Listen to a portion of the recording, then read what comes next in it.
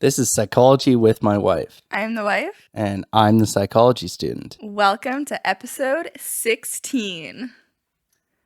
Well, do we have some things to share with you? Yeah, a lot has happened since we recorded episode 15. Which I guess was in December. Yeah, so this is actually our first episode of 2023. That's crazy. Mm-hmm. And if you're watching on YouTube, you'll notice we have another background. Yes, this is our third house in 1 year. Yeah, we just love moving, so we decide to move a lot. Yeah, apparently we're just never happy in one place and we just always got to keep moving along. So this is now our third setup that you guys have seen. So let us know what you think.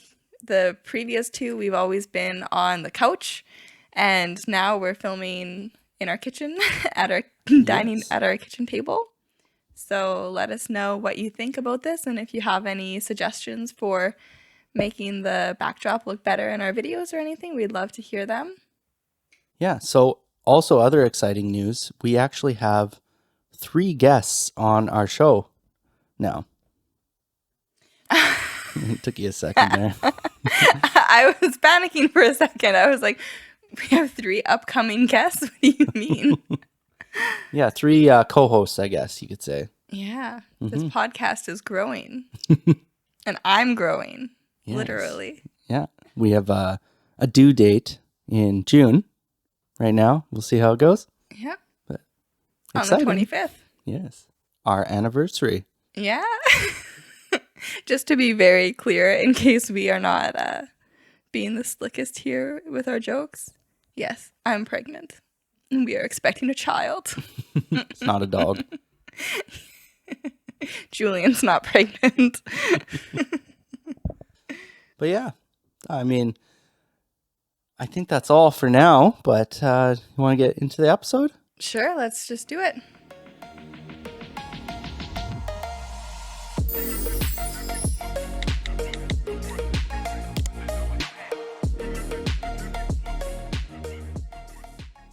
So today's episode, we are going to talk about mental capacity, or I guess mental energy.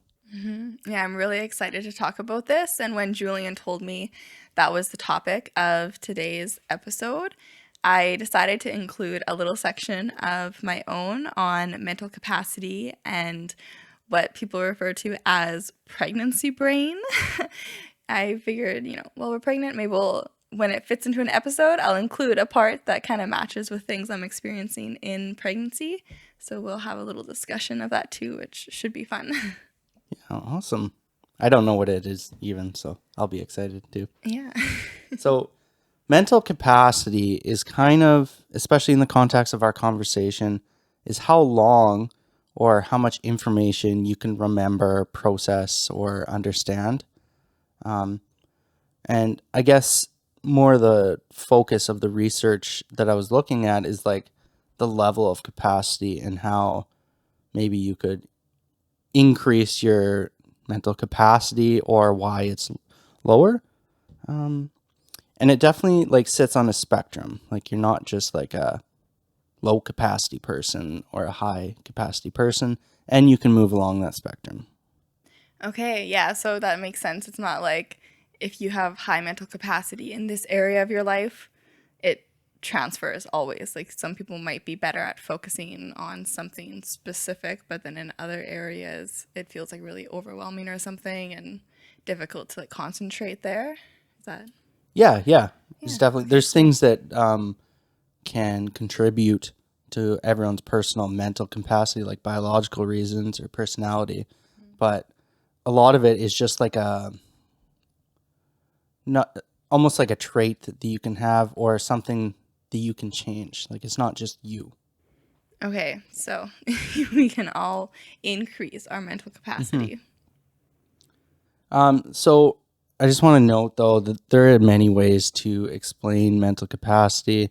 We don't have time to go over all of them. But I think in this episode, I had some questions that kind of directed everything. Why do some tasks drain our energy more than others? Whereas like you kind of have, what do they call it? The filling up my glass kind of thing activities. Yeah. I would say immediately that it would be based on like interest, passion, maybe a little bit of difficulty.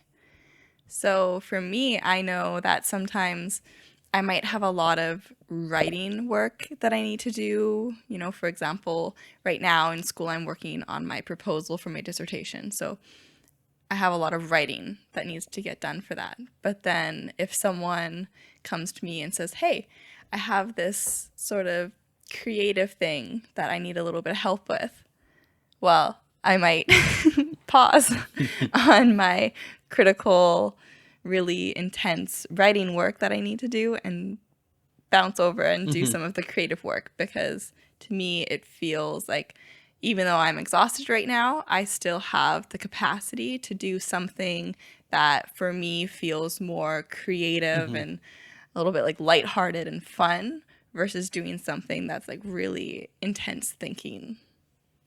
Yeah. If you think about it though, like anytime you consider yourself taking a break from something, you're doing something else. Most of the time, you're not just laying there, right?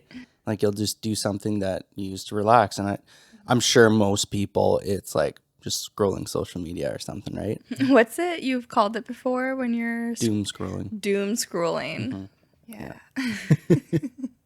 You're sitting on the couch there and you're bored and You're like bored of Netflix, you're bored of everything on your phone, but you're sitting there scrolling mindlessly.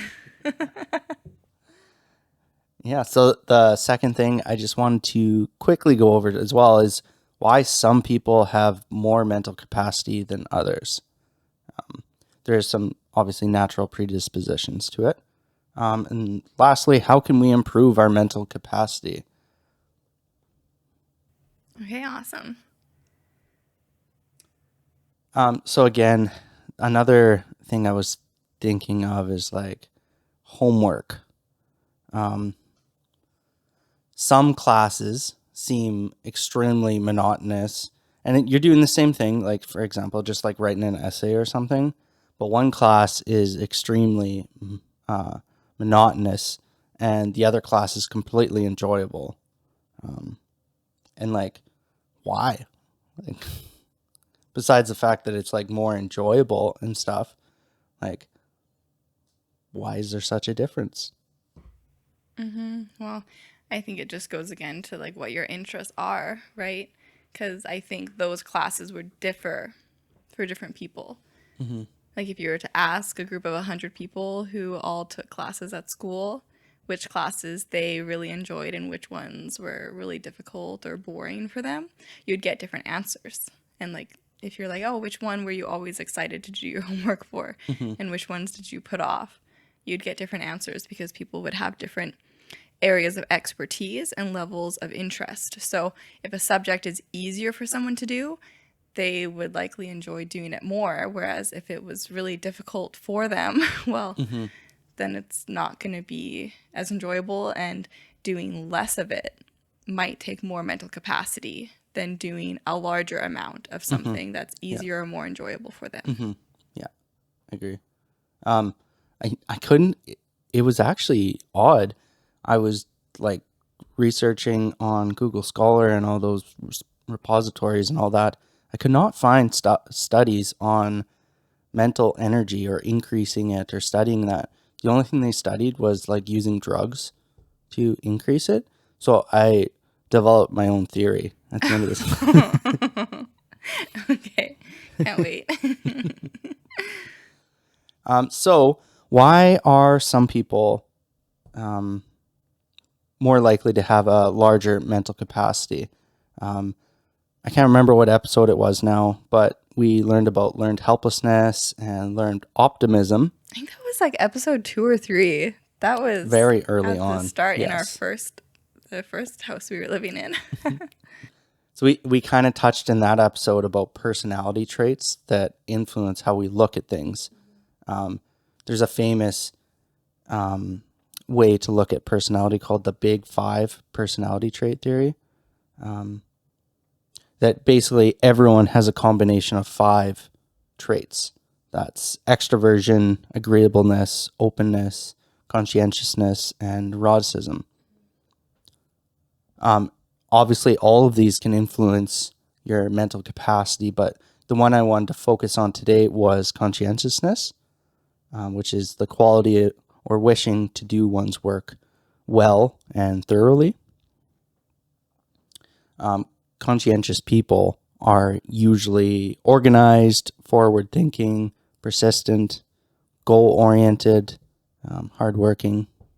Okay, I can see how that pretty easily ties into mental capacity. Like if you're very conscientious and stuff and good at organizing and planning things out, that likely would set you up better to be able to have a higher mental capacity for things because you're efficient in what you're doing, right? Exactly. Yeah.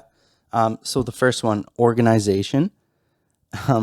Obviously, keeping track of things and knowing where things are. Like, how annoying is it when you have to run around your house and try to find like your keys or something like that, and you just waste all that time and you're thinking about it. You're literally wasting energy. That's been us since we moved to this new place. I like unpacked everything, and especially with me being pregnant right now, we'll get into this later in the episode, but like my mental capacity has gone down a bit while being pregnant. And so constantly Julian is asking me, where's this? Where's this? Of these like small little items. And I'm like, I don't know. I unpacked an entire house of things. I don't remember where that is. Whereas in our previous moves, I usually am quite good at remembering where like the smallest, most random thing is. Like I'll be like, it's in this box in like the bottom left corner or something. But now I'm like, I don't know. I don't remember seeing it. Look in this general area. It's probably somewhere there. But yeah, my mental capacity has gone down in that regard. Well, also, I do tend to man look quite often. You heard it from him first. I didn't say it.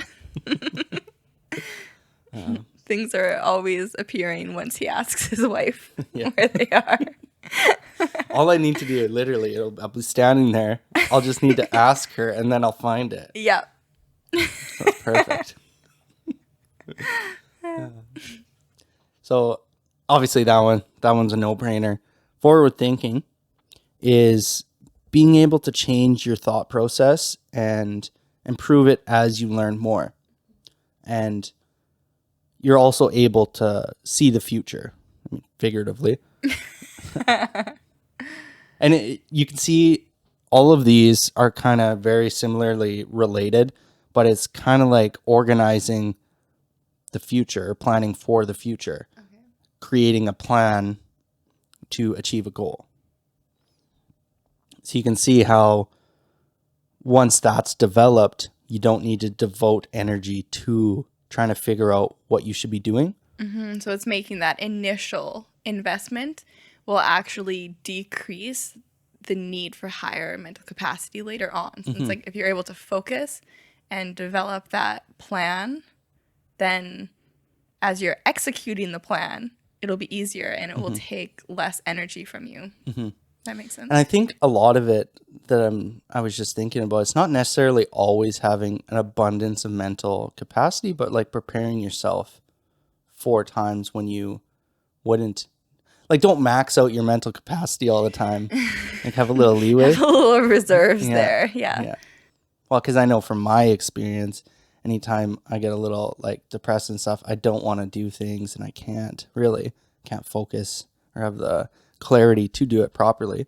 But if I do it, prepare ahead of time and always have that little leeway, I'm able to still complete things, right? The third one I mentioned was persistence. So this is a personality trait where you're just overly generally persistent, but obviously it doesn't need to be just a personality trait. And you're basically continuing or to maintain course of action in spite of difficulty or opposition. And So Joe is very persistent. yeah, yes, Joe from you. We just finished watching the finale for the newest season of You. We've heard that reviews for the season have been really mixed and people didn't really like it very much. But honestly, this was our favorite season yet. Yeah. No, I really liked it. Like, it had so much more thought put into it, really good twists. So if you haven't watched it yet and you weren't planning to because maybe you saw people on social media talking about how they didn't like it, I suggest watching it. I think people just didn't like it because there wasn't as much sexually explicit content in it, but we preferred that. So Yeah. Oh, Joe. Jonathan. Joseph. So again, with persistence, you can find it draining, like when you're doing something you don't want to do. And I would say, like, it's kind of almost similar to resilience in a sense, but like if you don't want to do your homework because it's very tedious and whatever, you're not being persistent. But I'm seeing, like, from what you're saying, it feels like persistence is similar to, like, the idea of capacity for, like, self-motivation. Like, keeping yourself motivated and focused. yeah, but like, especially as a personality trait, you don't even have to like try to like encourage yourself to keep going. Well, it's probably part of being persistent that you're able to do that naturally, but just you don't even, it's probably unconscious that you just keep doing it. So would someone who has these personality traits be typically like an optimist then? Probably if you're high in conscientiousness, yeah. I don't know how to describe it because there's 5. It's like a star, and then there's like a little dot that you can position yourself all around, right? Because you get a level in each of those 5 personality traits. Is there like a test you can do to? I think you can do one online. Oh, we should do that after. I want to know where. If we do that after, we'll post on our social media the results that each of us get so you guys can see where we land on this. I don't know. What do you call it? Mental capacity? Personality traits? Personality traits, yeah. Okay. The big 5. We'll tell you guys what we are. And kind of hinted about this before is hardworking, working with energy and commitment. But the harder you work at one point makes other tasks seem easier later on, I guess. Like if you're able to develop the capacity to work at a certain level, and then when you need to do something, it's kind of when you're learning and growing, as in the forward thinking, you'll look back and like, oh, I had trouble with that before. So yeah, it seems like all of these things link into each other pretty well. Like you need all of these to be able to be successful. Like with each trait, it just builds on one another. Yeah. So we'll go back to these at the end of the episode. Okay. And just for time's sake, I'll just go over some of the other research. I just found one that was quite interesting. Spearman, in his book, The Abilities of Man, suggests that intelligence is equal to mental energy. So the smarter someone is, the more mental energy they have. And that's why geniuses are able to do what they do. But just note, this book was published in 1927. So, although Spearman, is, Spearman's correlation coefficient? Yeah, that's the same guy. Okay. So he's a smart guy. Pretty reliable. Yeah. He probably has pretty high mental capacity. Yeah. But the only thing, obviously, is 1927. So, there's that. It does make sense, though. Like, it's one of those things where it's like they studied it, but then the result, it's kind of like, oh, yeah, that seems obvious. Yeah. Of course, if you're smarter and stuff, you likely have a higher mental capacity because you're able to do a lot more things and balance a lot more things at once. Whereas if you had a really low mental capacity, that doesn't necessarily mean you wouldn't be smart, but you might not have the capacity to get to that level of genius that I think Spearman is referencing. Yeah. And also like working memory, which is kind of like your drawing board, the stuff you're able to like use right in the moment. I would say that I didn't actually look at the research on this, but having a larger working memory or a better working memory would make you seem more intelligent, I guess, Okay. because you're able to connect things that's happening right in front of you. But it also, with his theory that when you learn and you read and you attempt to understand things, you just naturally become more intelligent. And it makes sense that you would have more mental capacity. So if I think my first year of going back to like university, I was like sleeping all the time, like every day. I had to have naps in the middle of the day. But obviously now I don't take naps every day, but I was absolutely exhausted every day. That's true. Yeah. So either I'm smarter now, which I guess I probably am, and I have more mental energy. Yeah, absolutely. You also were experiencing other things in your life that were like a drain on you then. Yeah. But I would say your higher level of mental capacity now speaks to the fact that you've been able to learn how to better deal with all of those other factors in your life that before were really overwhelming for you, but now you're better able to cope with them. So I think that kind of highlights how what you said at the beginning of the episode, that it's not stagnant. You don't just stay at one level. So yeah, when you started school, you had a lower level of mental capacity, and through a lot of self-growth and work, you've been able to increase your capacity. Yeah. And for the most part, personalities are fairly stable, but over time, your personality will change. And I think it'll especially change when you're dealing with mental illness or mental health, that maybe it shows your true personality when you're not having to devote so much energy to just like surviving kind of thing. Exactly. Yeah, that makes a lot of sense. But yeah, I think you should take over for a bit and we'll do your section on pregnancy. Okay, cool. Flip the screen to me. I might have put too much stuff here, so we'll see what all we cover. But when I was doing some reading about it, I was just like, oh, this is interesting. This is interesting. So we'll see what we can share. So essentially, mental capacity during pregnancy is a lot different than when you're not pregnant, right? So the combination of different like physical and social and emotional changes, especially the hormonal changes that you're experiencing during pregnancy, often can actually lead to more severe issues like anxiety and depression and stuff.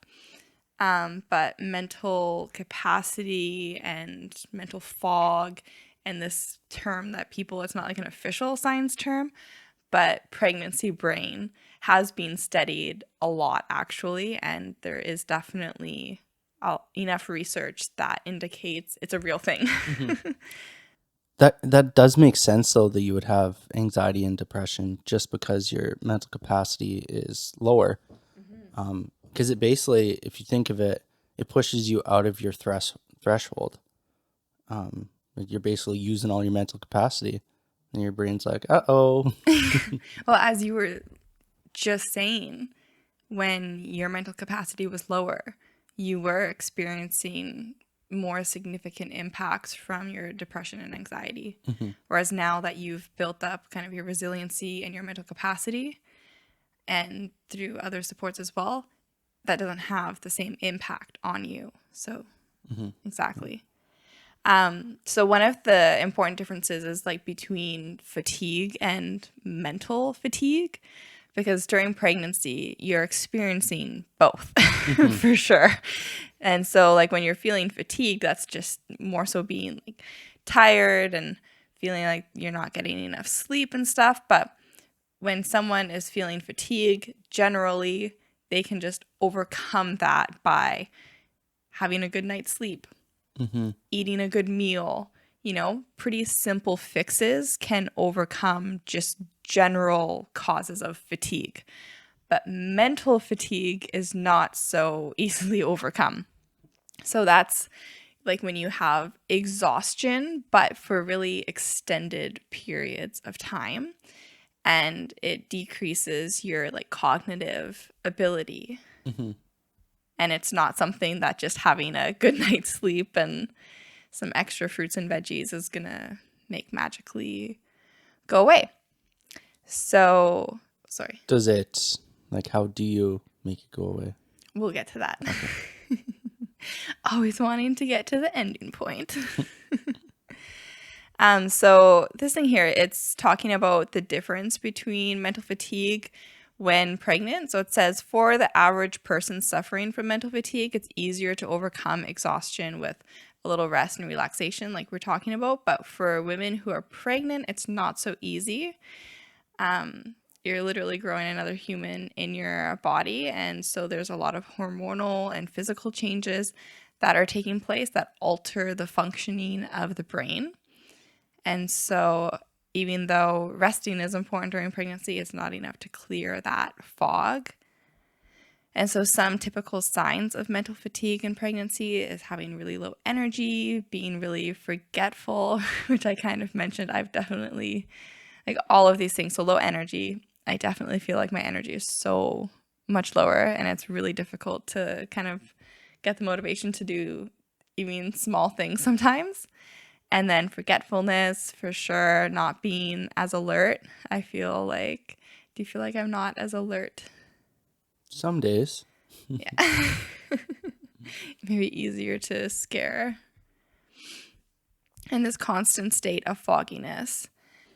Okay, and so there's lots of different causes of mental fatigue during pregnancy. So quickly, some of those are, of course, as I've mentioned, hormone levels, and then having sleep issues. So if you're not sleeping enough or your sleep isn't very restful, then that can cause mental fatigue. I know for me, I've definitely experienced nights where I'm just laying there awake. And I'm like, please sleep, please sleep. And telling baby to sleep so you can sleep. Yeah, oh my goodness. So something we've discovered is that baby sleeps when I'm moving and doing things because the movement of my body soothes them and helps them to sleep during the day. But then once I lay down at nighttime, baby becomes very active. So that definitely impacts my sleep. And then stress, of course, is a big cause. There is basically no lack of stress when you are pregnant, whether it's worrying about pregnancy-related health issues, baby, getting ready for baby, life changes, whatever it might be. There's no lack of stress there. And then also the pressure of just maintaining your life. So, while we've been pregnant here, we've had quite a lot going on from our move, of course. I quit a job. I switched PhD supervisors. We flew home for Julian to speak at a conference and stuff. So we've had a lot going on in this last while. And that definitely has all culminated in making me feel a little bit more stressed out and tired and stuff during pregnancy. But now we're at least at a point of things are more settled. So some of the concerns with mental fatigue during pregnancy is that it can actually lead to more serious issues than just feeling that like fogginess. So it can lead to anxiety and depression. After your pregnancy, it can contribute to postpartum depression developing. And I read that actually it can create OCD. So it can get you like really fixated on like the repetition of thoughts and behaviors as kind of a means of trying to seek control in areas of your life, because while you're pregnant, you might feel like you're losing control of so many things. And so it can create these OCD tendencies as kind of a coping mechanism to the loss of control that you're experiencing in your life.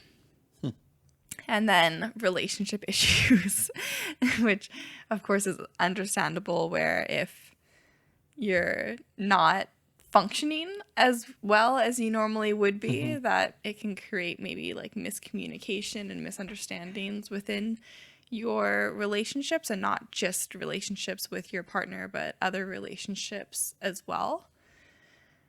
So yeah, so those are some of the bigger issues that can come from mental capacity Trouble fatigue.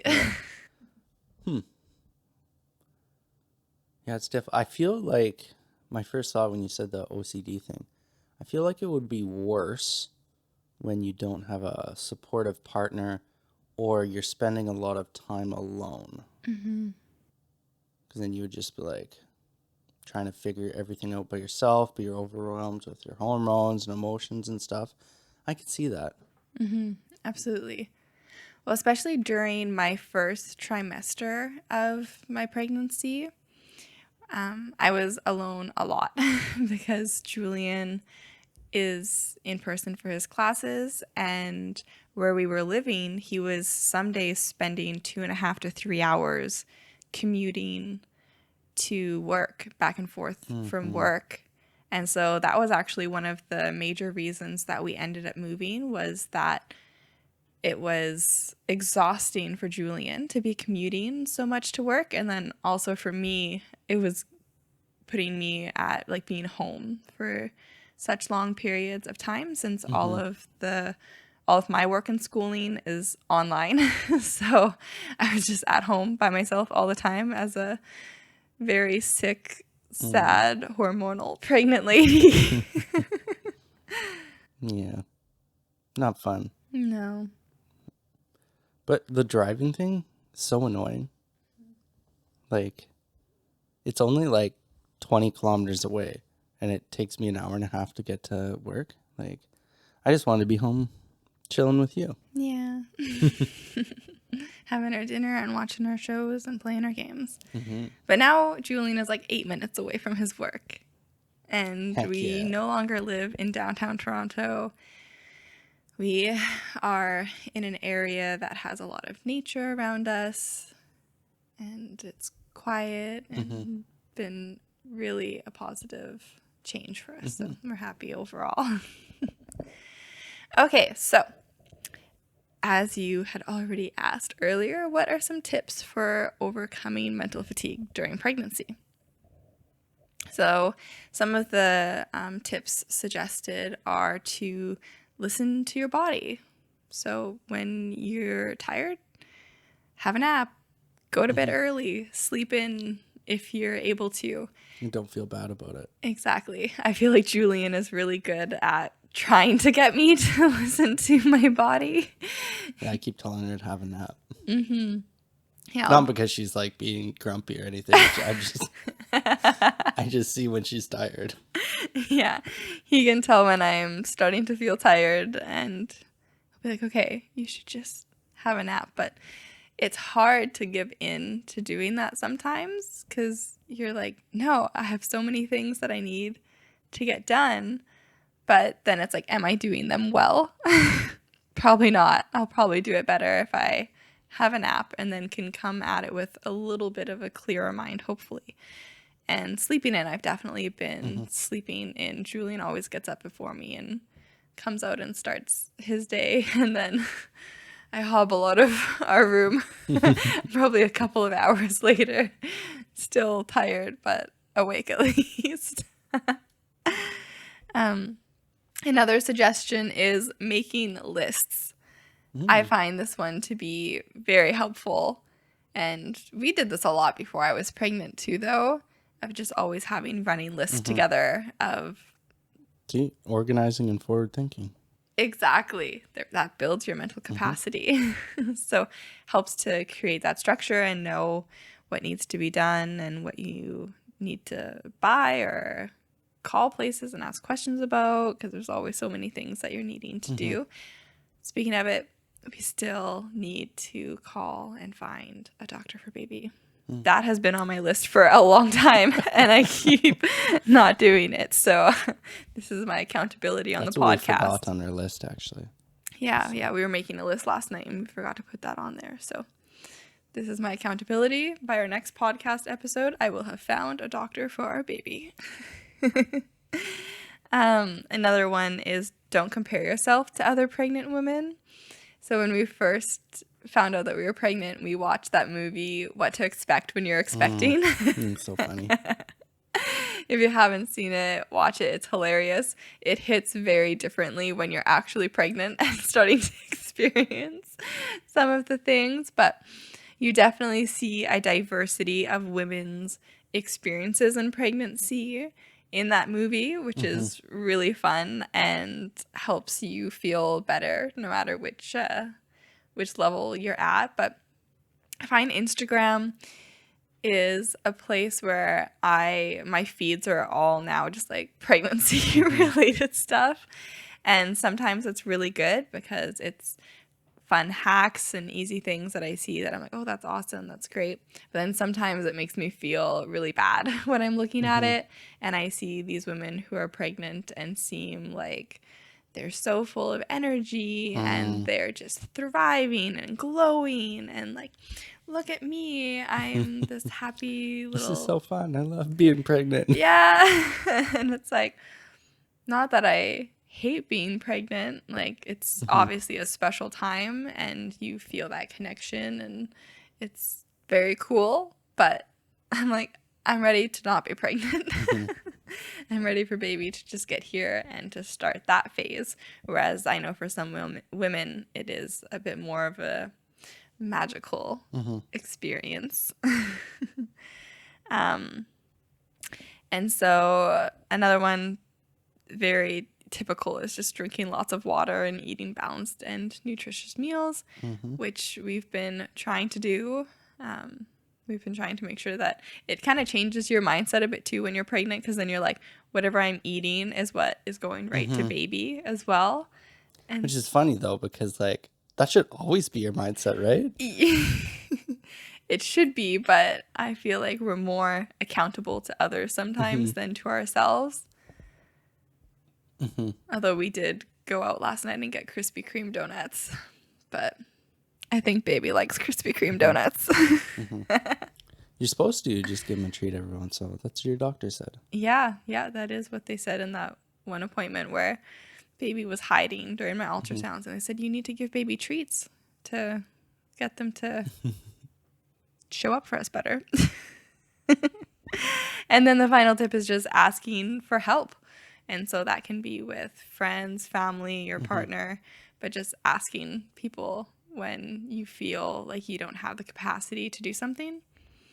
Instead of just drowning in that on your own, let people know. And typically there's going to be someone in your life who would be more than happy to help you out. And obviously I haven't looked it up before, but there's resources available, especially if you're like a single mother or something. You can find help. There is help out there. So. Yeah, absolutely. There's, depending on the communities you're in, of course, and stuff, the help will differ, but there's also a lot of free online virtual help. That's something that from COVID has seemed to stick around. That's really great, is more access to online free resources that you can likely access even if you're not from that specific community who's offering the resources and stuff. So that's really great. Yeah. So we were talking about some pretty negative things here with all this pregnancy brain stuff, but is it all bad? Or is there a good side to pregnancy brain? Can I have a guess? Yeah, please. It changes your body and prepares you for being a mother. Pretty much. Pretty close.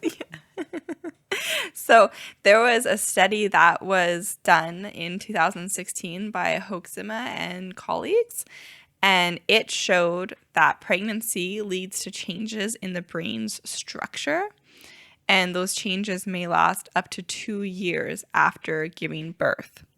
So in the study, the researchers performed brain scans on individuals who were hoping to become pregnant with their first child. And then for those who did conceive, they repeated the scans after labor and after delivery.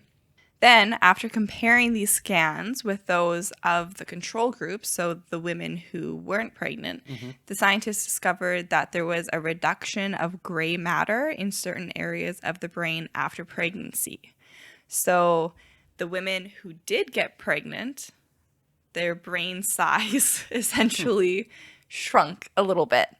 And so, what the experts suggested from this is that this pruning or shedding of brain tissue actually helps the brain to become more focused and efficient on the jobs that lie ahead, such as caring for a little baby. And it enables a parent to form a stronger attachment to the baby. So essentially, this pregnancy brain, which is causing like all of this crazy stuff in your mind and this fog and everything during pregnancy, afterwards actually makes you more efficient. This is my psychobiology side thinking. I wonder if you get the brain fog because it's reorganizing your brain so much and you're losing connections that you previously had, and it's reorganizing it in that sense. And it makes sense, actually, to me that way. Yeah, absolutely. So kind of cool. That is really cool. During pregnancy, but at the end of it, there's a payoff. Yeah, because apparently, like, during the development of a baby, they lose over half their neurons during a pruning stage. Oh, wow. Yeah. And it's a topic for another episode, but like experiences obviously create pathways in your brain, right? And that's part of it. Yeah, if there's any episodes related to something with pregnancy that people want to know about, we're totally open to doing that. Maybe we could do an episode on like child development. I think that would be fun. Yeah. I have a lot in my brain that we could talk about. Yeah. If anyone is interested, actually, we are 25 weeks along right now. Baby is the size of Eggplant. an eggplant, yes. It is 13 inches long and weighs 1.5 pounds. Nice. Okay, so one last thing kind of related to this that I was going to touch on quickly is anemia in pregnancy. Oxygen. Yeah. Your eyes immediately were like, I know what this is. Oxygen in your blood. So I was thinking of this since we were talking about mental capacity, and I just had tests done this last week for gestational diabetes. And so when they did that test, they also were testing my blood for to see if I was anemic. And testing for hemoglobin. Yes, exactly. So luckily I don't have gestational diabetes, but my doctor did say that my hemoglobin and essentially my iron was a bit low. And so now I have to start taking iron supplements. And so this was just I thought it was interesting because I feel like having some of the symptoms of having anemia during pregnancy is very similar to and could contribute to the idea of the brain fog and the lower mental capacity. So some of the symptoms are having like pale skin and lips and nails, which, well, I had that pale skin before pregnancy, but I would say I have actually become quite a bit more pale since. I noticed it quite a bit yesterday. I put makeup on because we went out for a brunch with our cohort, and it was like one of my first times putting makeup on since being pregnant. And I was like, wow, this my foundation does not match my skin color anymore. So definitely a bit pale. And then feeling tired or weak, dizziness, shortness of breath, rapid heart beating, and trouble concentrating. All of those are things I've definitely been experiencing quite a bit of, especially in the last few weeks. So it does make sense that my iron and stuff ended up being a bit low. And so hopefully I'll be able to notice a bit of a difference now that I start taking it, especially even like shortness of breath. Like running upstairs to like throw in loads of laundry or something. I come back down the stairs. I'm like, oh, how was a workout? Or feeling, yeah, just my heartbeat. Oh my goodness. Sometimes when I'm like laying there quietly, I'm like, how fast is my heart going? Like it feels like it's going crazy.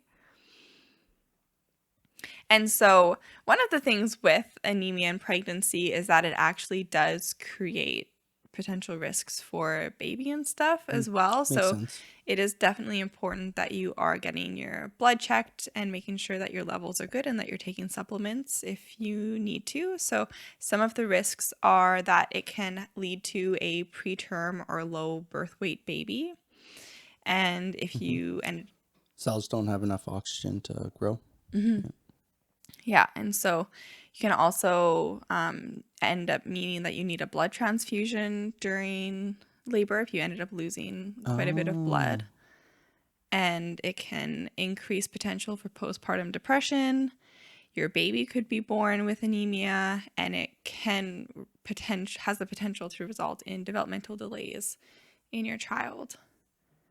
So yeah, so luckily now I am taking ferrous glutamate, I believe is what my doctor gave me. So hopefully I'll be good. But just a reminder, if anyone out there is pregnant listening, make sure you get your blood levels checked.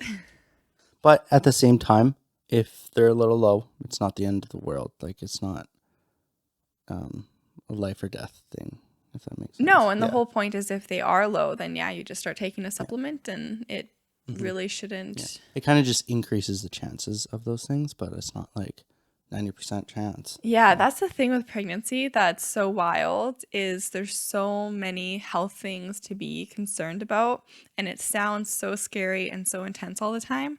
But it's like, okay, let's be real. People were popping out fairly healthy babies for a long time before all of this, medical advances were made where people were being monitored so much during pregnancy and stuff. So it's like, baby's going to be good. Yeah. It's all going to be all good.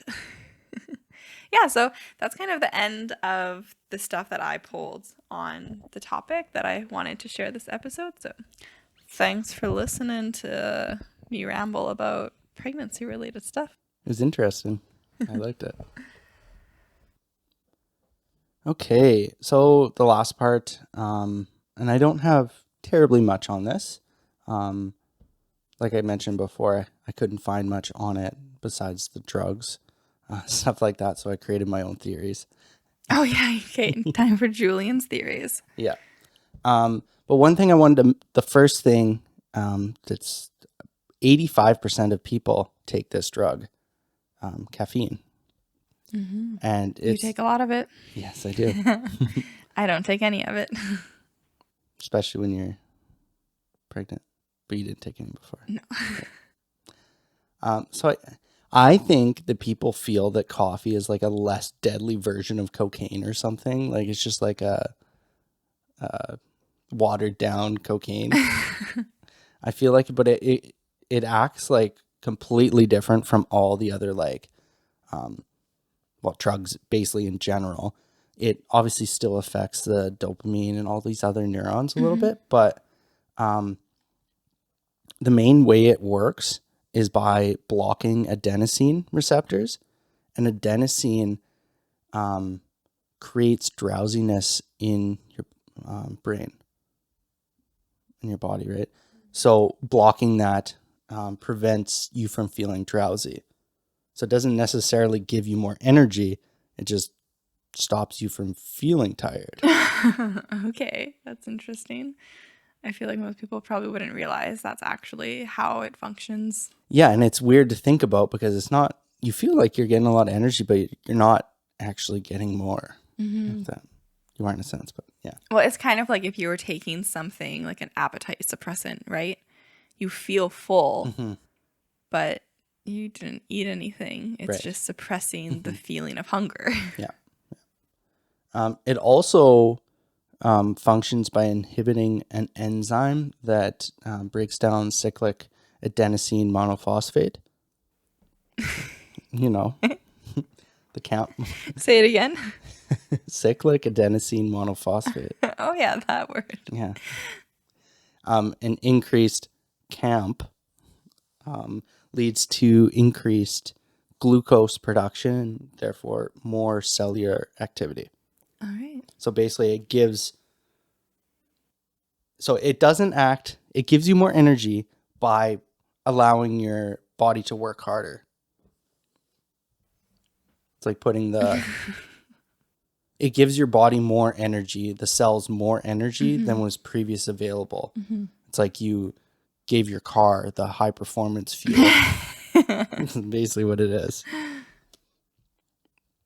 And yeah, like I mentioned, basically all the other drugs are agonists of dopamine and serotonin. Basically means it increases the levels, and increases in dopamine and all that stuff increase alertness. There was my professor for my psychobiology class. Her she's a grad student, and her project was on using weed to help with extreme pain in individuals. And they actually, like, obviously weed normally in a normal individual, healthy individual, it lowers your capacity to focus and all this stuff. But actually they found that it increased their focus because it took away the pain. That's really interesting. Yeah. And so what's the impact of caffeine and stuff on mental capacity then? It increases your mental capacity, right? By allowing you to work longer and harder. But it's just like kind of like a Band-Aid fix then. Yes. Yeah, exactly. It's like for this short duration, it will make you work at a higher level of mental capacity and maybe be more efficient. But what about like the coming down from caffeine? Yeah. Right? That's like a common thing, right? You have the caffeine crash, right? And that's how it's doing. Probably you're getting that adenosine now, but in probably larger doses than you would have had even if you didn't take caffeine in the first place. So it's like essentially if you were to consume caffeine, it would help you get the same amount of work done in a shorter period of time. Yeah. Because like after you have that period of working efficiently, then you're going to crash and you're not going to be productive. So if you had not had the caffeine and you had just kept working at a slightly lower capacity over a little bit of a longer period of time, you would have likely gotten the same stuff done. Potentially, yeah. But obviously there's other things that decrease adenosine and stuff like that that go along. I don't know if water is directly related, but obviously water gives you more energy too, right? Helps cellular functioning. Oh my goodness, water is one of those things where I swear sometimes I'm like feeling not good. And then I'm like, wow, I need to drink some water. And then I chug some water. And so then it's like, holy smokes, I feel great. Yeah. You can go a long time without eating food. But you can only go some like 5 to 7 days without water. And you'll like just die. Yeah. So here's some of my theories on mental energy. Creating, learning, or truly trying to understand something versus just reading it is more mentally taxing. Would you agree? Like, say, just like reading something for fun, like you're reading a blog article, you're not really like, versus reading a research paper where you're really trying to understand what they're saying. Oh yeah, for sure. That's way less mental capacity and energy used. Yeah, and it's just like learning material in school, stuff like that. And I think that there is a difference there because of just a natural stress response that you would have to new stimuli. And having that stress response, like I can't remember the one, but cortisol is one of them, lowers your energy level. And then obviously you're using more mental capacity to learn new things because you're using your brain, right? Your brain literally, when you're learning, uses more glucose. So, also burnout is something to consider. Can affect and dramatically decrease your mental energy. And this one, I was thinking about this. So, with ADHD, you're given Adderall, for example, and the whole point is to raise the levels of dopamine, serotonin, norepinephrine, because your brain is overstimulated, and by giving you the Adderall, it brings your brain back to a normal state of stimulation. So if you think of it almost that someone with ADHD, like they're all over the place, they can't complete tasks fully, stuff like that. And from someone who does not have necessarily ADHD, learning new stuff could be overstimulating. And then that's why it's so mentally taxing on your body, your mind, and stuff. So then when you do something that's relaxing and less stimulating, it brings you down into your like comfort zone. And then you can keep going. Cool. But yeah, that's my theory. Awesome. Well, I think we're ready to wrap this episode up because my tailbone is getting really sore. I've been having really bad tailbone pain, which apparently is from your pelvic loosening and growing and stuff. And so I need to get out of this chair. Yeah. So if you have any topics you want us to talk about, let us know in our DMs on social media, email, or on Patreon. And leave us a review. If you enjoyed the podcast, we would really appreciate a review. Yes, please. It would be so nice, especially something written. There's a couple people who left us a written review, and it was so exciting when we saw those. So if you enjoyed listening to this, let us know. We don't really have a schedule for when we're going to be posting episodes because life's just too crazy right now. So make sure that you are subscribed and have your notifications turned on. So when we do randomly upload an episode, you won't miss it. Yeah. All right. Thanks for tuning in. Yeah. Oh, also, find us on social media too. Oh, yes. We are on social media. Yeah, we are on there. So PWMW podcast is where you can find us. We also, if you're just listening to us here, we're available on all podcast platforms, but we do have video versions of each episode uploaded onto YouTube. So if you want to see us and our new setup that we have, check us out there. All right. Now we're actually done. Yeah, now we're done. Later. See ya.